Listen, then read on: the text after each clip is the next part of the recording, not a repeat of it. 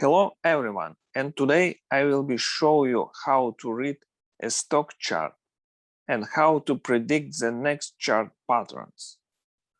We see on the chart a symmetrical triangle pattern. It's also bilateral pattern, so we don't know in which directions the stocks will go.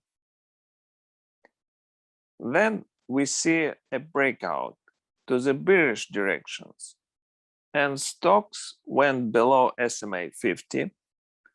Next, we see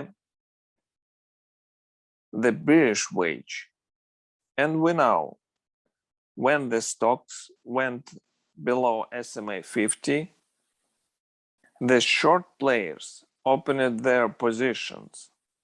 So market maker needs to touch SMA 50 to force the short players to close their positions. Then we see a breakout this wedge. And then we see a bearish flag.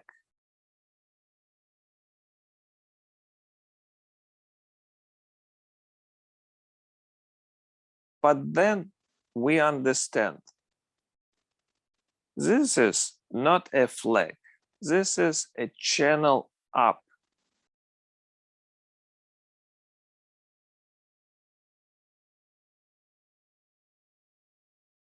And then stocks broke this channel down. We see a stock found support on the SMA 200, and stocks touched this support for a second time. Then we see a bullish flag, and stocks showed us a breakout this bullish flag. Then stocks showed pullback to SMA 50. Then we see a reversal pattern, raising wedge, and stock broke this pattern down.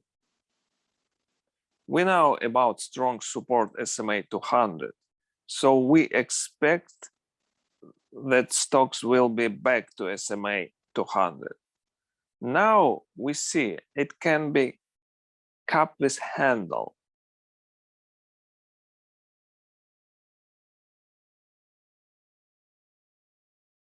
Then we see again a symmetrical triangle.